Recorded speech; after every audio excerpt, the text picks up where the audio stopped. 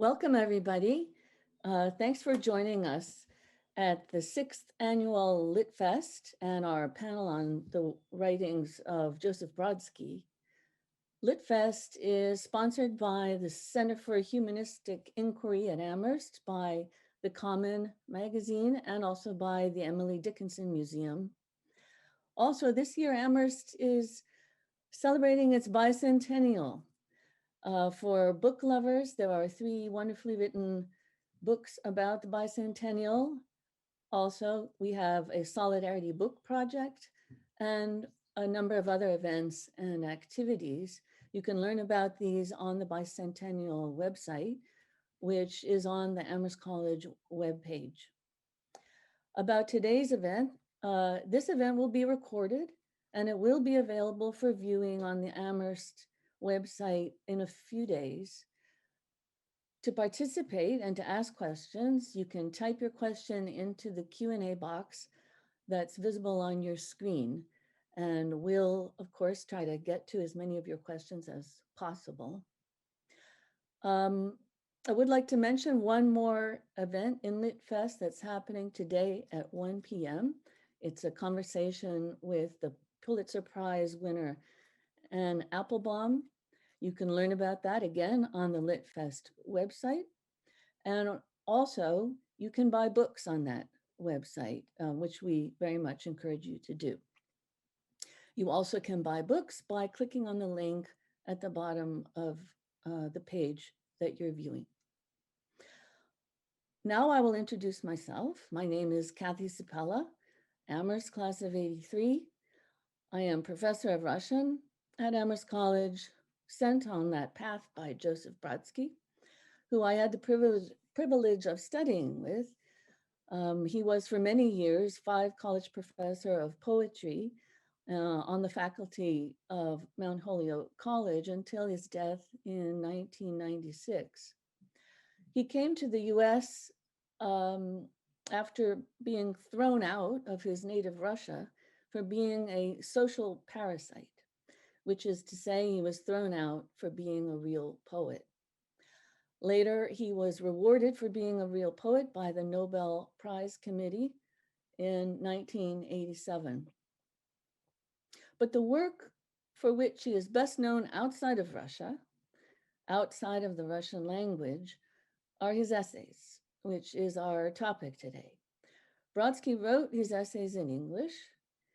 He made himself become an English language essayist.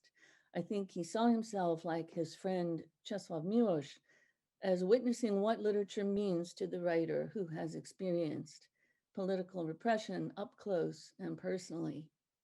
His essay collections, Less Than One, On Grief and Reason, and Watermark, were published by FSG in the 80s and 90s, and FSG just republished all of these volumes last year. So, how do his essays read to us now? We have invited 3 writers who know the English language essay inside out to discuss this. First of all, our colleague Chris Benfey, whose work you see in New York Review Books, Slate, and other publications. He is best known for his several books about the American Gilded Age and a fascinating family memoir. He also is a published poet. Sven Birkerts is a distinguished essayist and literary critic who publishes widely, but is best known for his books about the fate of reading in the internet age. He has taught in Bennington College's writing seminars for many years, directed it for many years, and is the editor of the journal Agni. Finally, Jonathan Galassi is a poet, translator, novelist, and editor, notably of the Paris Review. As the publisher of Farrar, Straus and Giroux for 4 decades, he helped shape the literary careers of figures like Jeffrey Eugenides, Marilyn Robinson, Jamaica Kincaid, not to mention Joseph Brodsky. Finally, my co-host today is Polina Barskova, who, like Brodsky, hails from St. Petersburg, and who, like Brodsky, landed in the Valley when she moved to the US, teaching at Hampshire College. Also, like Brodsky, she is a real poet whose poetry and prose has earned her Russian versions of our National Book Award. Her work has been translated into English, and I invite you to seek it out as well. So, if Polina would now please begin our conversation with our guests. Thank you. This was wonderful. I am here mostly to greet our guests, those visible and invisible, our audience, and to say a couple of things, couple of words about this event. Um, Last year would be Brodsky's 80th birthday, and we really hoped to celebrate it. And then fates of the world happened uh, to the surprise and bitter inspiration of all the poets of the world, I assume. But we decided, let's try to do something in spite the situation. So since we're playing with all these numbers and anniversaries and whatnot, this year, 2021, gives us 25 years after his death, which might be enough to begin thinking seriously. What is our relationship today with his huge work, what he left us? And this spring, with the Amherst Department of Russian Literature, which is of huge support in our work, uh, we're creating series of conversations about Brodsky today. What kind of reading of Brodsky is happening in 2021? So we are starting with the conversation about the poet's prose. And we're so lucky to see our guests here. Later in the spring, we hope to have a conversation with the person who is co-creating a new museum of Brodsky in Petersburg, Anna Narinskaya. And closer to his birthday in May, we'll be talking to Glyn Maxwell, who is translating Brodsky's poetry into English now. Again, this word now is important for us as we think about the work of a poet that lives on, I think so, when the poet is no more with us. So this will be a series of conversations about us, the readers, and the heritage, and all kinds of changes and relationships with the written. And my first question, rather obvious um, to our participants, what is your relationship with Brodsky prose? Um, how have you worked with it as a writer, as an educator, as a thinker? And what is happening with the relationship today? And my question goes firstly to Chris. It's great to be here. Nice to see all of you. Yeah, I've been fascinated by the fact that Kathy mentioned that even though Brodsky said that prose was, quote, the continuation of poetry by other means, it was a continuation for him in a different language. And that decision to write his essays in English put him in the arena of other American essay writers. He was very competitive, as all of us who knew him know, always gossiping about other poets and writers, either in praise or more often with blame. I teach a course in the American essay. I'm actually teaching it right now at Mount Holyoke, where Joseph taught for 10 years and where I was his colleague for those 10 years. And I've been wondering, in the spirit of Polina's question, where he fits in the American essay. He was writing at a period of incredible experimentation and achievement in the American essay with James Baldwin, Joan Didion, Susan Sontag, and it seems to me that his friend Sontag is the closest in spirit, in style. He praised her to the skies, saying, and I'm quoting from his interview with Sven Birkerts, he says, "I can't think of anything in modern literature that can parallel the mental music of her essays." So for me, one thing that I look for in Brodsky's essays, his American essays, is that sense of mental music. Thank you.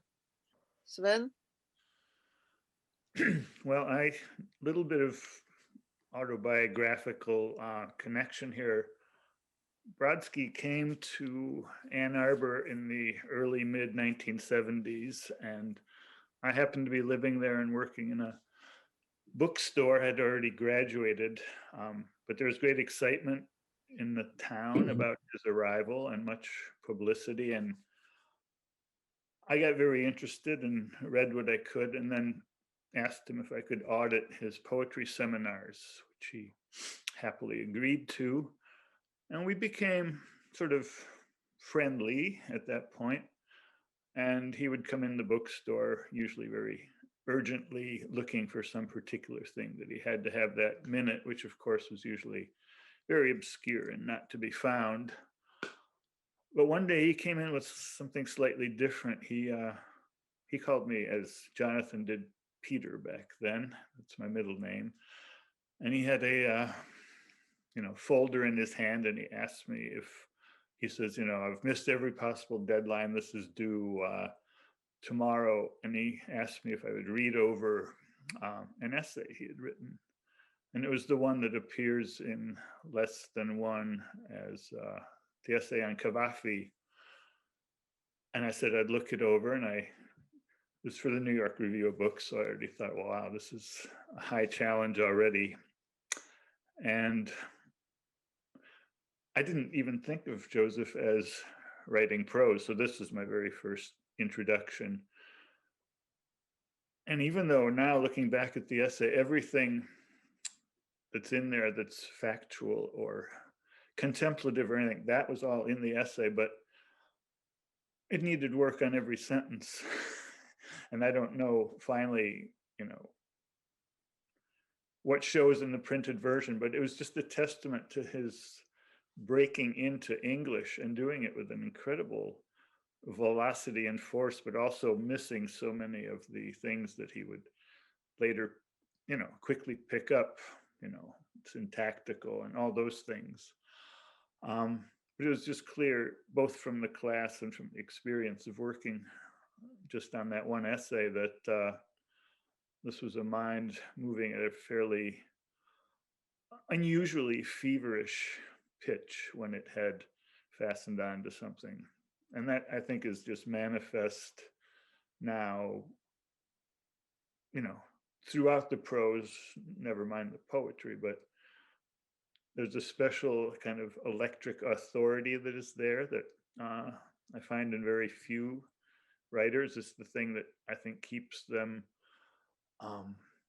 endlessly vivid and pertinent, relevant, and all of which can be discussed. Thank you. Jonathan? Well, I'm very honored to be with these two friends who are real essayists and writers. I'm here as a publisher, really. And I knew Joseph because I came to work at FSG in 1986, and he was already ensconced there as a very dominating intellectual force. And I'm going to just read you from a letter that I found in one of my books today to just give you a sense of Joseph's personality, which these guys know too. But he sent me a letter to my home about someone I should hire to be my assistant, and he signs it,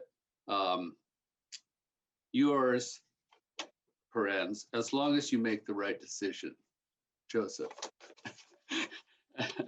And I think that that sense of sureness or of assertion of polemic was part and parcel of everything he did, and particularly in his essays. I think that they're incredibly directive in a very in a wonderful way. And as Chris was implying, what he was doing was very much out of the mainstream of what where the essay was going. It was becoming much more lyrical, much more self-referential in a certain way. And whereas Brodsky is really an idealist, he has an idea of where literature fits into the human behavior, human life, and it's very old-fashioned, really, I think.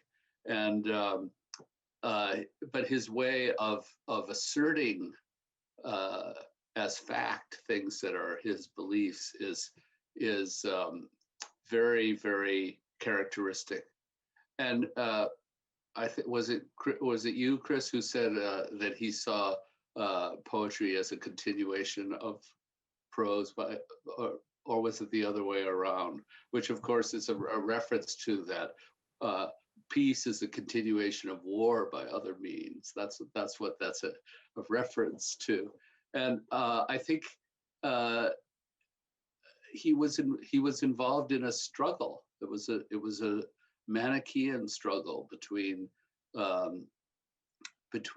good and evil, really. And of course, his political history was part of the reason for that.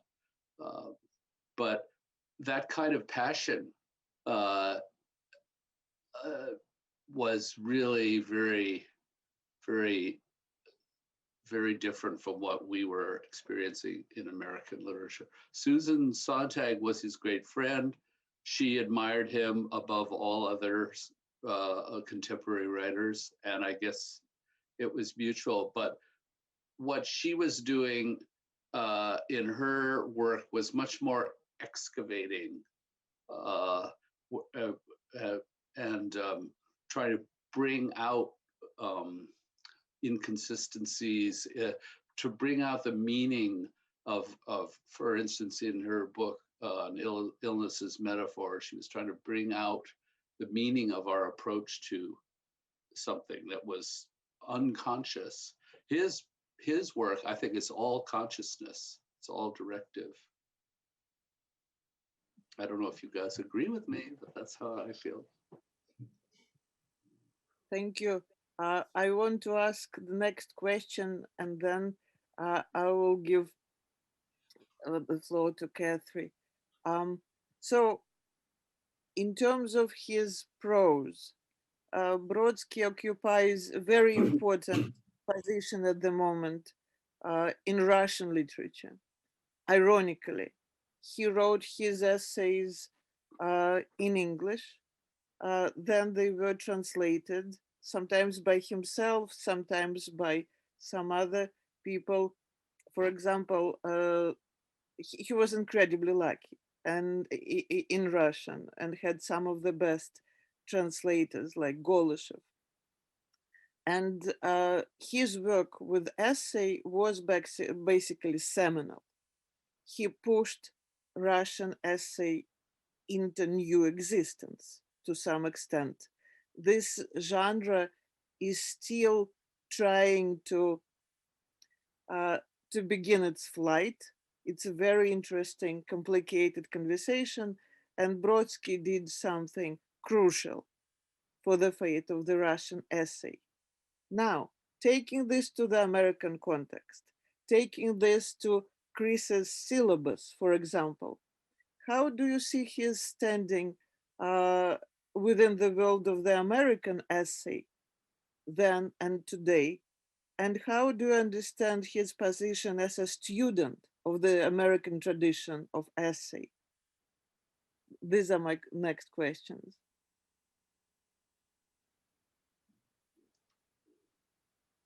Chris, maybe you begin. Yeah, I think that's a difficult question. I've been thinking about the commencement speech that Brodsky gave at Williams in that iconic year of 1984. All of the students in the audience should go out and read the commencement address. I'm sort of mulling over what Jonathan was saying about the force, the sort of moral imperatives in his writing, and those are never clearer than in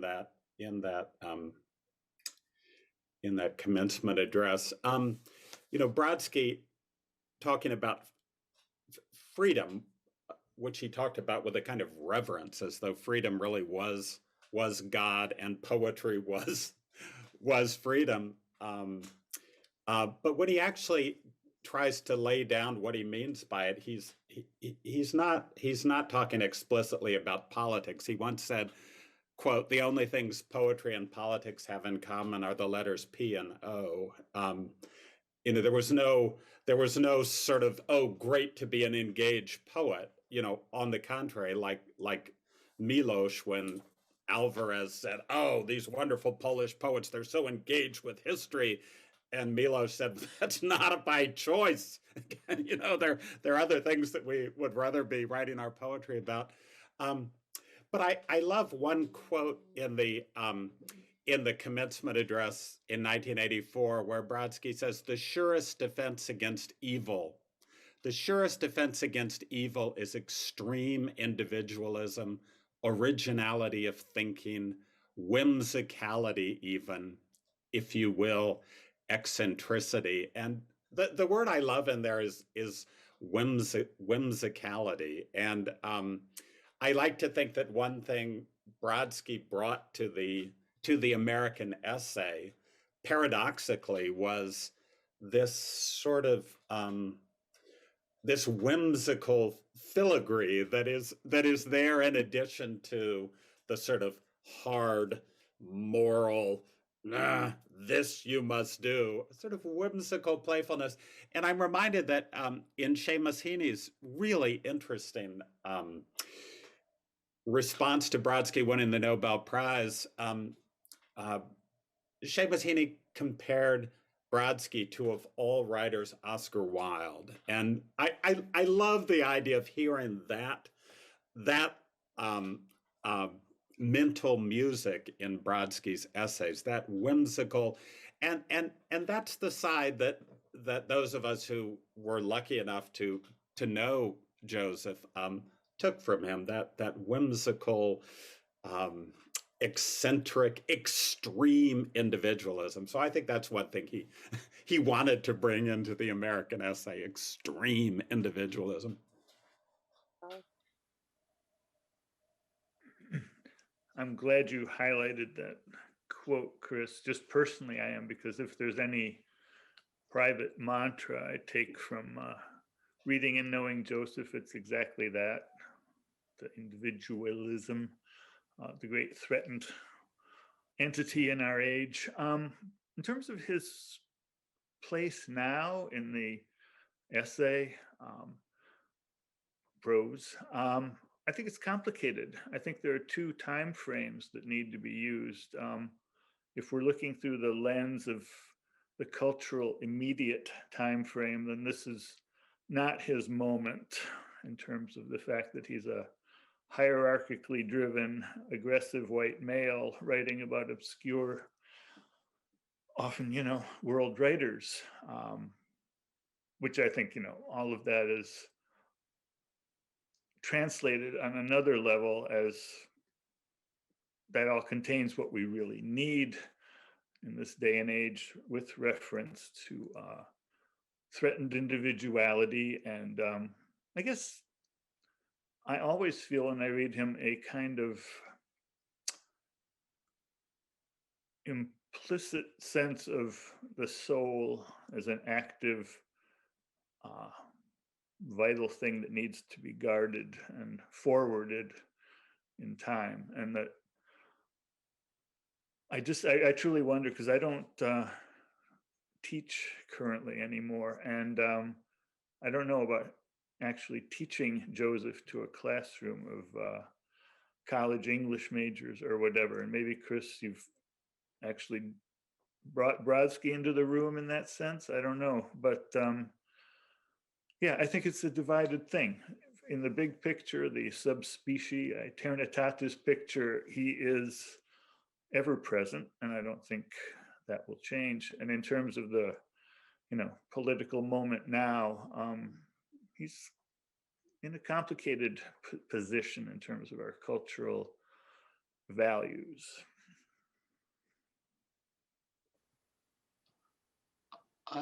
I'd just like to second what both of my friends here said. What Chris is talking about, Seamus Heaney and Oscar Wilde, is the dandiacal side of Joseph. And I think that in a way, that's his cover. It's like his panache, which covers the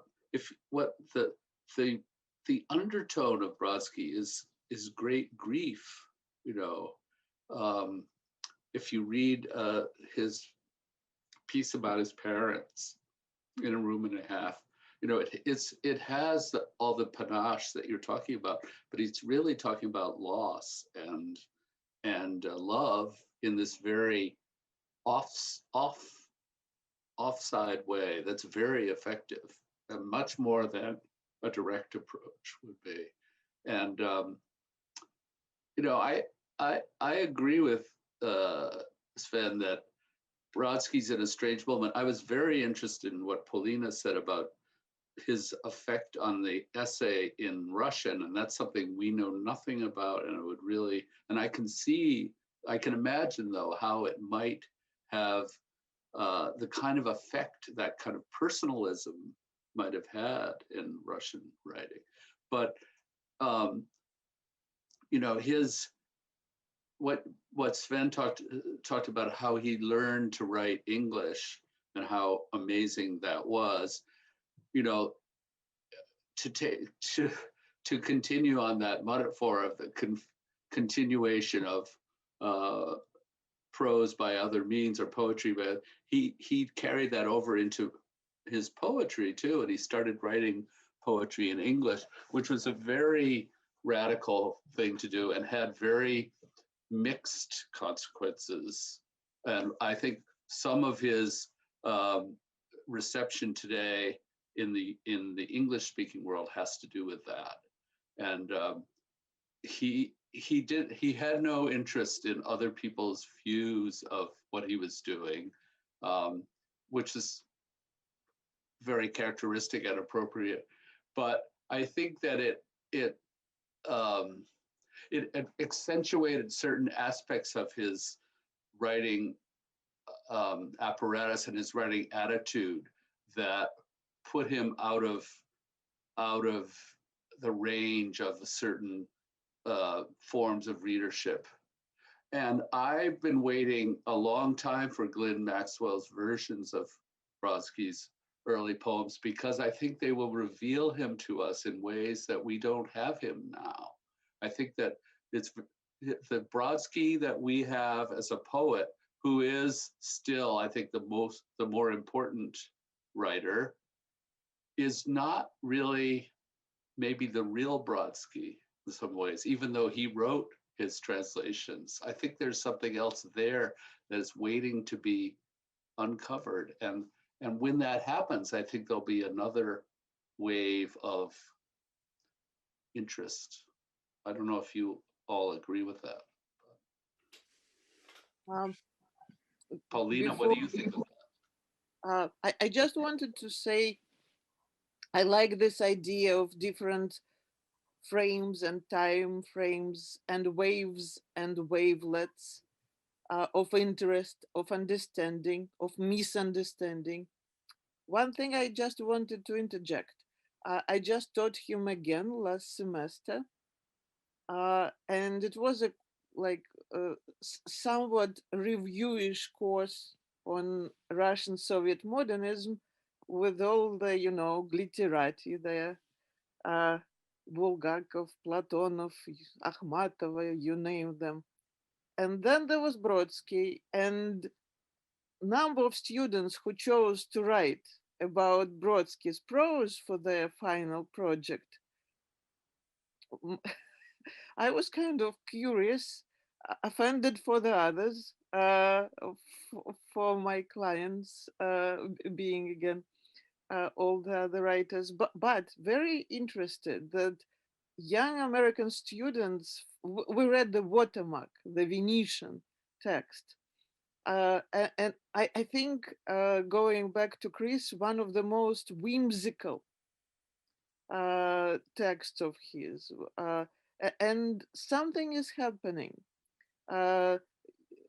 Some attraction is there with the students who are 19 with the text that is playing, disturbing, and doing all these beautiful things. So, as always, we have good news and bad news about lives of the texts.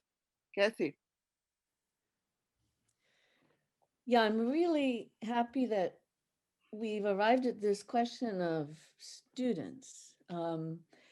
It it struck me looking back at the essays now that several of them, some of the most famous of them, are in a sense occasional writing, like the speech at commencement, or linked to teaching. And I'm thinking in particular about the essay on Auden, on Auden's poem, more specifically, September 1, 1939. And I'm thinking of it in relation to your point, Jonathan, about him being old-fashioned, because in a real sense, he was a very old-fashioned teacher. He would make the students memorize poems, and he would conduct class taking you line by line. You know, the first line of this essay is the poem in front of you has 99 lines, and time permitting, we'll be going over each one of them. That he would do in class. And it's a very interesting way to structure and pull off an essay. So I'm interested in this, I guess, from several angles, because one, the students adored it, and I remember adoring it. But also in terms of how you shape an essay, it really, so I think some of his most powerful essays are radically close readings, except not just readings, right? They're not just readings of the poems, they're readings of the poet's logic, the logic of the progression of the poem. He really enters into, it's a very strange kind of reading, where he is following the way the poet is thinking. You know, Chris's point about the mind, the mental rhythm, the mental effort. And I just wonder how that kind of reading, it's attractions, and B, also how unusual it is perhaps in English or any essay, English language essay or essay writing, that genre generally. I think that's a cool question. I think there were sort of secret reasons why Brodsky was fascinated with the Auden poem September 1st, 1939. He says, I think at the end of In a Room and a Half, that he was conceived in September 1939. So there's this sort of, the poem is born at the same time that Brodsky is born. And another obsession running through that essay, Kathy's absolutely right. It's a line by line. You would think, oh my God, are you really going to do this to the whole poem? But he's monitoring the difference between British English and American English throughout the thing. And one is made very aware that Auden made a decision to be an American poet that Brodsky did not for various reasons. We've talked about this before. There's something Jonathan mentioned. There's something old-fashioned in the idea of going through a poem line by line. It's close reading in a sort of 1940s and 1950s American New Criticism thing. But there's something really radical in feel about it. Brodsky said, "I don't teach creative writing, I teach creative reading," which I think. And when he takes us into that poem, even though I think anyone who is a native speaker is going to kind of say, really, is that true? Or a native British speaker or a native American speaker. And yet there's just some energy, the mental music of it is so compelling that we want to go. And as you say, Kathy, students were often mesmerized by it. Again, maybe we're in a slightly different moment. I don't know. But for Brodsky, as we know, language was everything. Language was this virus that chose human beings to grow on. Language is freedom. The highest form of language is poetry. All of those just doctrinaire convictions of Brodsky's come across in that essay and in all of his essays on writing. I have two thoughts on that poem, which for a long time, I just thought, well, this unnecessarily long explication. I went back and reread it very recently, and I was completely amazed this time. To Kathy's first thought about Brodsky and form, I think the poems or the essays he wrote that, were really readings of poems, the whole structure and logic of the essay is basically following the logic and structure of the poem. So I don't think he's originating a fresh essay mode. I think he's hugging the shore of the poem. The thing that really got to me this time, I realized that all those things that I had at one point thought were, a little bit out there and kind of wildly reaching for something, actually what he was doing as a poet with a poet's ear, he was slowing every effect down, doing a kind of motion study of how a poet, or at least how he as a poet thinks. And what unfolds over a page and a half in the essay about a particular line or two in the poet's composing mind, the sort of alchemical business, that all happens unconsciously and, much more quickly and in a more compressed way than what he's laying out. But at the end, when you've gone through the whole poem, if you kind of press it back like an accordion, suddenly it's full of the recognition and kind of the amazement, the sum of all those choices that he has illuminated, and changes the whole nature of reading that poem or others. And I can see that would be for a student a real eye-opener, because as we know, poetry terrifies everyone. So to see somebody actually getting in there into the bear pit with it, it's kind of revolutionary, however old-fashioned. And I agree, there's a lot of old-fashioned there too. I can't imagine a more exciting experience for a student, though, to have one poet read another poet, and Helen Vendler said something that I think is really true, even though it sounds maybe old-fashioned, is that who creates the canon? The poets create the canon. It's who the poets practicing today read that define what the canon is. And one of the best books we ever published at FSG, I think, was this book called Homage to Robert Frost, which was essays by Frost by Joseph Brodsky, Seamus Heaney, and Derek Walcott. And when you read that book, you come away with such a deep understanding of what Frost was all about. And I have a friend who's writing a book for us about Frost, and he says, and I think he's right, it's the best book about Robert Frost there is. And it's that engagement, that it's such a committed engagement that Brodsky offers you with these things, that it's really, there's nothing like it. That's a wonderful reminder about that book.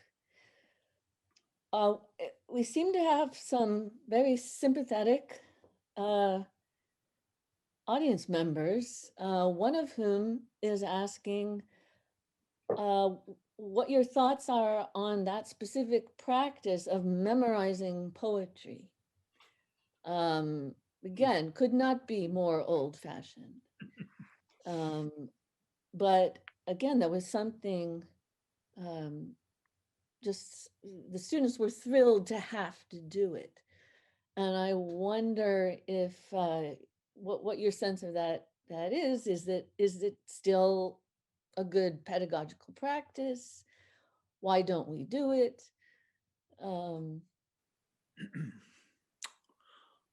I'd take a shot at that. I think for him, it was not just memorizing poems, but certain kinds of poems. I think it was about structure.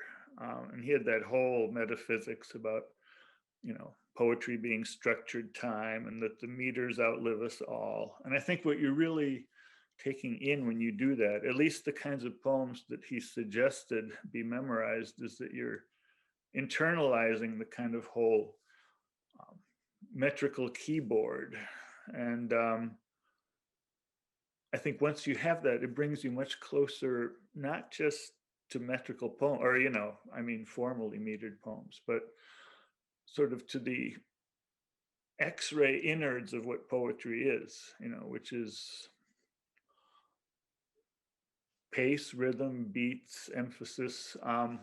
That's what you're really incorporating. Though, of course, it's nice to have those words on tap when you're walking through the woods and suddenly remembering, particular poem by Richard Wilbur or something. But I think for him, it really was about that more metaphysical aspect of metrics. Excellent, thank you. Yeah, that sounds right to me. There's a reason why we say to learn poetry by heart and not learn it by mind. There's a lot of talk about love in Brodsky's prose, in Brodsky's essays, and we should memorize poems because we love them and we want to make them our own. Jonathan mentioned Helen Vendler.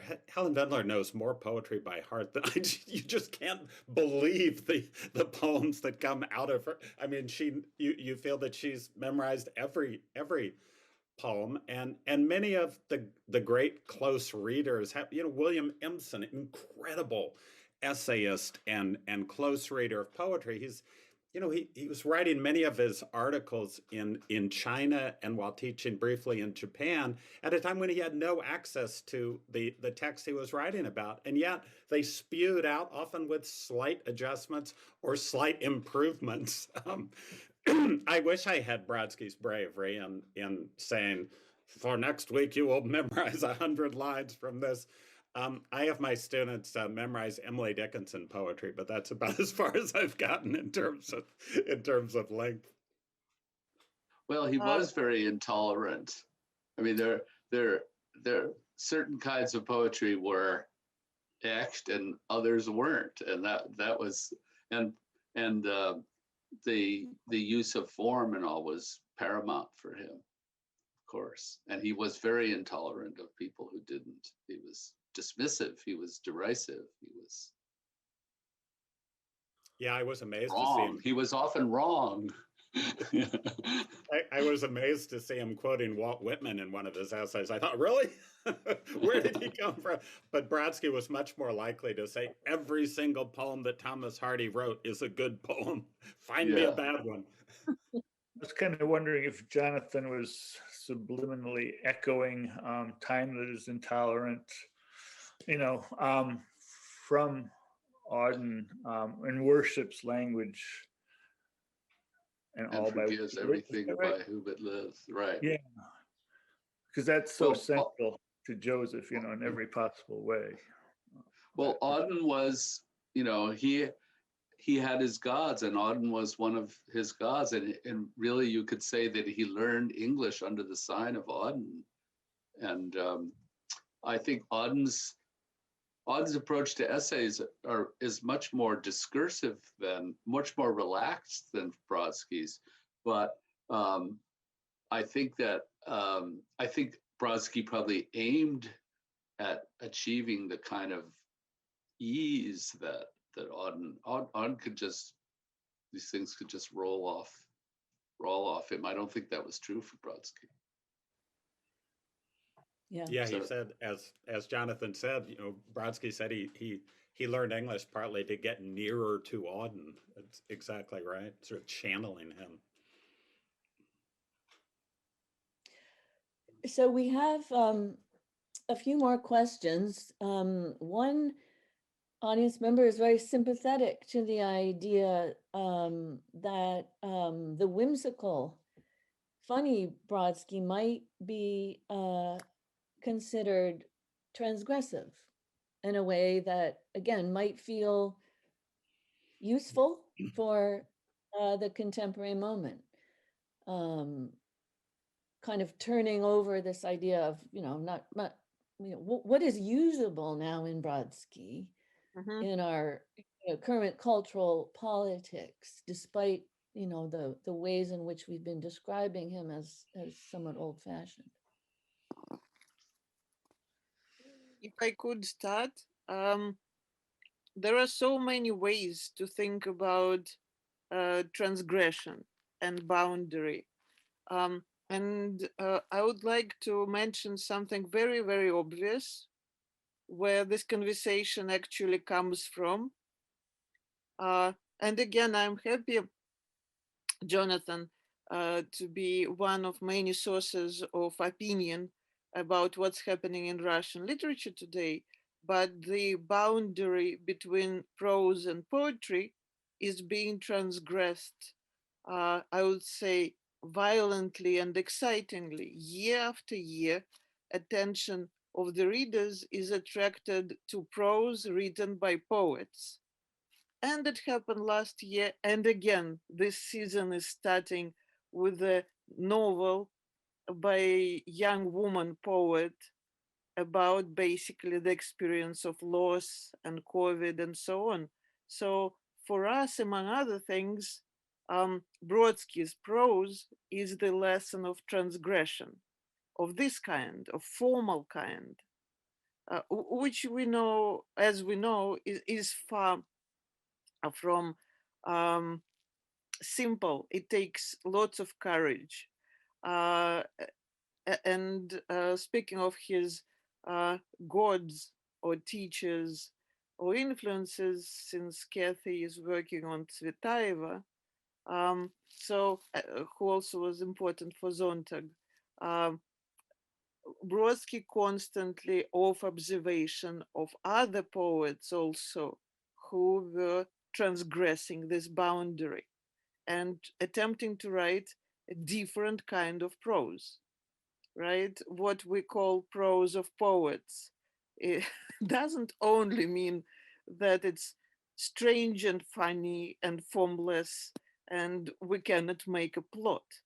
No, we can change the reader's opinion of what the plot is, supposedly.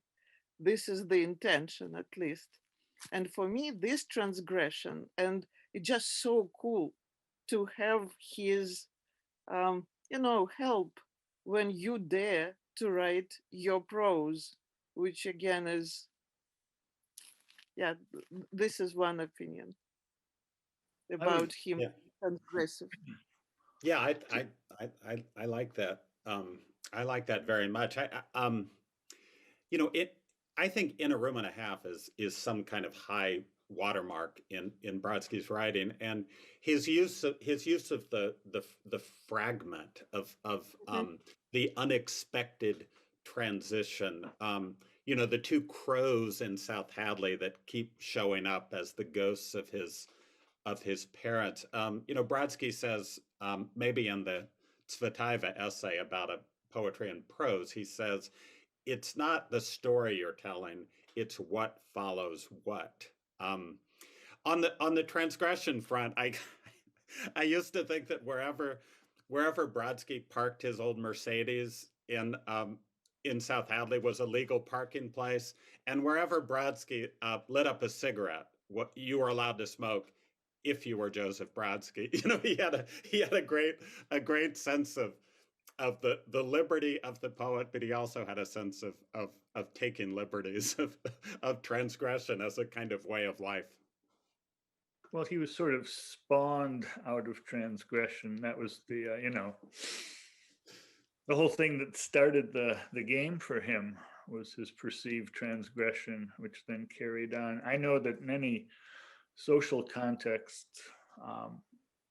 when he was just being off stage or whatever, he would dispute anything anyone said. Essentially, he'd say, "So and so, no, it's not good." You know, it was in his nervous system to be transgressive against whatever was in front of him. Sometimes charmingly and sometimes irritatingly, I think. Yes, he was contrary by definition.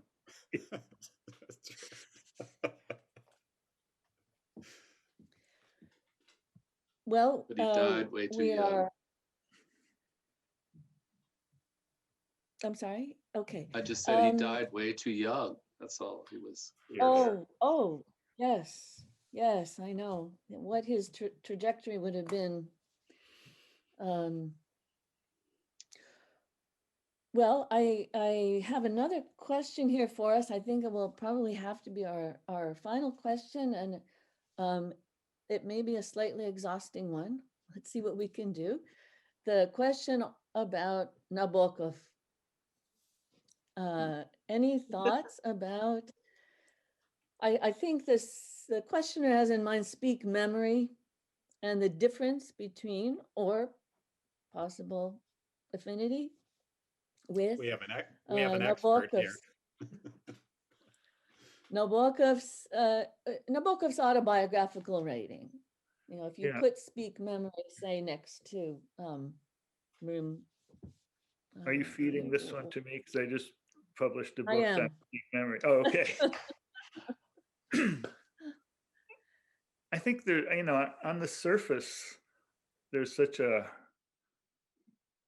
vast space between them because Nabokov is at every moment mannered and precise. Though Joseph is precise, he's not mannered, or he's differently mannered. And I know that from what I remember, Joseph had many takes on Nabokov. I know he spent some time early on translating Nabokov into English, I believe. I think the thing that they share, and is kind of indisputable, is that whatever their writerly presentation is, that underneath it is this, as Jonathan pointed out, it's grief and loss, the loss of home. And I think both writers manifest it. Both are utterly individual presences. There's no one remotely like either one. They originated themselves and self-created. They took on different stylistic, approaches. And I'm a fan of both, so I won't judge, but that was my thought. Would you say it's true that I don't know who I'm asking this to, that in some ways, Nabokov is kind of a shadow influence on Brodsky. I mean, here's a Russian who, if anything, wrote better English than, certainly better English than Brodsky, and better. I don't know what his Russian was like, but you know, that I've never heard people talking about that, but it must have been very influential somewhere in him. I would have to imagine that too. What's interesting is how much Nabokov basically tries to resuscitate childhood and the life of the times and everything that he grew up in. Joseph, in the essay Chris praised, and I'll also say it's a real outstanding one, in a room and a half. There are only a few instances in the essays where he allows himself, Joseph, to get precise, descriptively precise. One is about remembering the things he grew up with. I forget the name of the essay, but the old radios and this and that. Room and a Half, I think, rides on the strength of its very specific evocations. And that was obviously Nabokov's tremendous strength. I'm surprised Joseph did so little with that, because he has an amazing gift for catching the idiosyncratic and defining aspect of a thing. And I often feel that he went so far over into his abstractionist logistics about so many things that I always want to bring him back and say, just write about the room and the, broken window shade there. And the Venice book is so beautiful because it stays in that vein. Just one quick thing, and that is that both Brodsky and Nabokov worship perfection in poetry. And just to bring things back to Amherst, where we are gathered virtually, they were both huge fans of Robert Frost. You get that in Pale Fire and other things Nabokov wrote, and in everything Brodsky wrote about American poetry, the perfection of these small short poems of Frost. I love that little where you first said wrought and then you meant to say right, but in fact it was wrought. in Nabokov's case, he wrought more than he wrote, maybe. But wonderful. Well, I'm afraid that we have come to the end of our hour. I'm so grateful to all of you for sharing your thoughts and honoring Brodsky this way. I will remind people that there will be more Brodsky conversations. If you're interested in participating in them, please go to the webpage of the Amherst Center for Russian Culture, and you'll find the information there. I also encourage everyone to come back online at 1 o'clock for the Anne Applebaum conversation. And I thank everyone for joining us today. Thank you. Thank you both for guiding us on our way.